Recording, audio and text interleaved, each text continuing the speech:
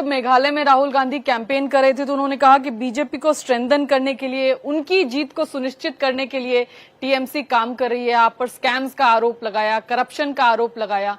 तो कांग्रेस पार्टी जो है उसको भी लगता है कि टीएमसी जो है वो कहीं ना कहीं हॉबनॉबिंग कर रही है बीजेपी के साथ, इसलिए उनको भी भरोसा नहीं हो पा रहा है। मैं संक्षिप्त में, या इसलिए वो कह रहे हैं कि आपने अलग राह चुन ली है। चलो मैं आपसे ये कहना चाहती हूँ, आज सोनिया जी राहुल जी के अगेंस्ट केसेस हैं, चिदम्बरम जी के अगेंस्ट केसेस हैं, डीके शिव कुमार जी के अगेंस्ट केसेस हैं, ठीक है।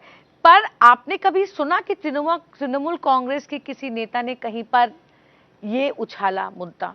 ममता दीदी ने कैंपेन किया मेघालय में, आपने सुना कि उन्होंने कहा कि नेशनल हेराल्ड केस में कांग्रेस के लीडर जुड़े हैं? या कभी नहीं कहा। पर लोकतंत्र में किसी भी पार्टी का मौलिक अधिकार होता है कि एक चुनाव में, लोकतंत्र में एक चुनाव में हिस्सा लेने का हर पार्टी का हक होता है।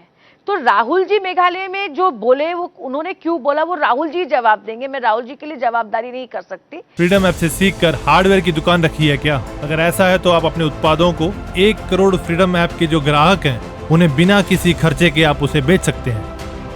पर मैं ये जरूर कहूंगी, हम वही जाके भिड़े जहां बीजेपी या बीजेपी के अलायंस पार्टनर की पार्टी बार बार कांग्रेस को हरा के जीत रही थी और कांग्रेस जीत नहीं पा रही थी, जैसे कि गोवा, जैसे कि असम, जैसे कि त्रिपुरा और जैसे कि मेघालय। कांग्रेस पार्टी से कोई आपको वो बैर टाइप नहीं है? देखिए, मैं आपको, और ये ममता दीदी बोल रही हैं कि राहुल गांधी को हीरो बना रहे हैं बीजेपी, जो सेशन के दौरान जिस तरह से चल रहा है, ये मतलब कहां से उनको लग रहा है? आपने कांग्रेस को कवर किया, आप ऑपोजिशन को कवर करते हैं। कांग्रेस का, बीजेपी का हर नेता राहुल गांधी जी के खिलाफ बोलते हैं, आपने खुद देखा है। जितने भी प्रवक्ता, लेकिन कांग्रेस कहती है कि राहुल गांधी एकमात्र पूरे देश में नेता हैं जो हेड्स ऑन लेते हैं प्राइम मिनिस्टर नरेंद्र मोदी को, इसलिए बीजेपी के नेता और मैं ये कहती हूँ कि ममता बनर्जी ने चुनाव में बीजेपी को हेड ऑन लेकर बीजेपी को हराया है, लेकिन कांग्रेस बीजेपी को हराया है। फिर भी ममता दीदी में इतनी ह्यूमिलिटी है, उन्होंने कभी नहीं कहा सिर्फ मैं अकेले ही बीजेपी से लड़ सकती हूँ। वो अखिलेश जी से मिल रहे हैं, तो वो नवीन पटनायक जी से मिल रहे हैं, तीसरा मोर्चा वो शरद पवार जी से मिल रहे हैं। आप कह नहीं सकते कि ममता दीदी ने कहीं भी डबल माइंड में है बीजेपी को हराने के बारे में। क्या ममता दीदी एक non BJP, non Congress front बनाने की जुगत में है? क्या वो कोशिश कर रही हैं? और इसी सीरीज में वो नवीन पटनायक से मिल रही हैं, अखिलेश यादव से मुलाकात की, आगे अरविंद केजरीवाल से मुलाकात करेंगी। इस सवाल का जवाब सिर्फ ममता दीदी दे सकते हैं, मैं नहीं दे सकती। ये बहुत बड़ा सवाल है, ये बहुत बड़ा निर्णय है। लेकिन आपको एक थर्ड फ्रंट का कोई, पर मैं आपको कहती हूँ कि ममता दीदी ने 2021 में एक बात कही थी। उन्होंने कहा था कि यूपीए क्या है, आपको याद है? उसको लेकर के बहुत आलोचना हुआ कि उन्होंने कहा यूपीए नहीं है।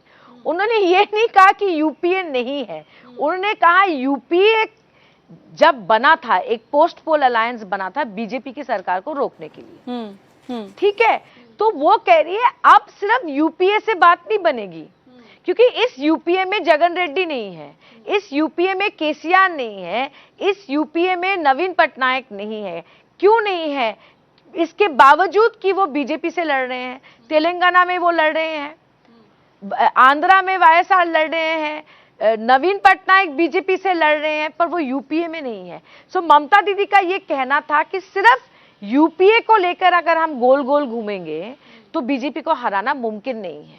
इतने बड़े प्रदेशों में, छत्तीसगढ़, मध्य प्रदेश, राजस्थान, गुजरात में अगर कांग्रेस अपनी संख्या नहीं बढ़ाएगी तो ममता दीदी और नीतीश कुमार और नवीन पटनायक ऐसे लीडर मिलके भी बीजेपी को नहीं रोक पाएंगे। राहुल गांधी को अभी हाल फिलहाल में जो उन्होंने एड्रेस किया था ममता बनर्जी ने, जहां पर आया कि उन्होंने काफी सारी चीजें की कि बीजेपी उनको हीरो बना दे रही है राहुल गांधी को, जो अभी प्रकरण हुआ कैम्ब्रिज से वापस आए, सॉरी, मैं आपको एक छोटी सी बात कहती हूं। तो ये राहुल गांधी को लेकर के कैसे कह सकते हैं? मैं अपनी बात कहती हूँ, क्योंकि मैं उस मीटिंग में थी नहीं, उसके पहले बाद में दीदी ने क्या बोला। पर मैं आपसे एक बात करती हूँ, क्या पहली बार वो विदेश जाके मोदी जी के अगेंस्ट बोले हैं? पहले भी तो बोले, आपने खुद देखा है उनके इंटरव्यूज बाहर, पहले भी कैम्ब्रिज ऑक्सफोर्ड गए। तो इस बार इसको बीजेपी ने क्यों इशू किया है? उसका एक ही कारण है, वो अदानी स्कैम को उठने नहीं देना चाहती सदन में। पहले आपने कभी नहीं कहा कि ये विदेश गए, वो विदेश गए, बहुत बारी विदेश गए, बहुत बारी वो चर्चा करके आए हैं बीजेपी के खिलाफ, प्रधानमंत्री के खिलाफ, पर इस सत्र को रोकने का एक ही उद्देश्य है, वो है अदानी और प्राइम मिनिस्टर के रिश्ते को दबा देना।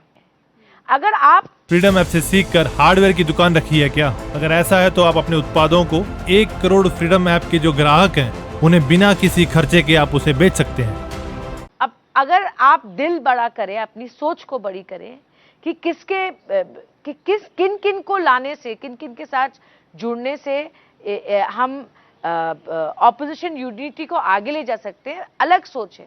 पर आप बंगाल में, आपके बंगाल के जो लीडर हैं वो कहते हैं ईडी तो बहुत अच्छा काम कर रहा है बंगाल में, ममता दीदी के लोगों को रेड कर रहा है, अभिषेक बैनर्जी को 8-8 घंटे पूछताछ करे, वेरी गुड, ममता दीदी तो करप्ट है। और फिर आप पार्लियामेंट में आके, आप पार्लियामेंट में, सदन में, दिल्ली में आके, विजय चौक में आके आप कह रहे हो ईडी बुरा काम कर रहा है। यही तो अधीर रंजन चौधरी भी ये कहते हैं सब सवाल विजय लक्ष्मी जी आपको कांग्रेस से करनी चाहिए। दिल्ली में दोस्ती हम और तो बंगाल में भी कुश्ती। कह रहे हैं कि ईडी टारगेट कर रही है ऑपोजिशन को, और हम दिल्ली में भी कह रहे हैं कि ईडी ऑपोजिशन को टारगेट कर रहे हैं। पर बंगाल के जो कांग्रेस के नेतागण हैं वो बंगाल में कुछ कहते बीजेपी के साथ मिल जाओ, पर ममता दीदी को पहले हरा दो। तो ममता दीदी का भी तो हक बनता है, अपनी पार्टी के हित में जो करना है उनको करना चाहिए बंगाल में। इंडिया टीवी हर वक्त हर जगह डाउनलोड करने के लिए सर्च करें India TV news Google play store या ऐप स्टोर पर।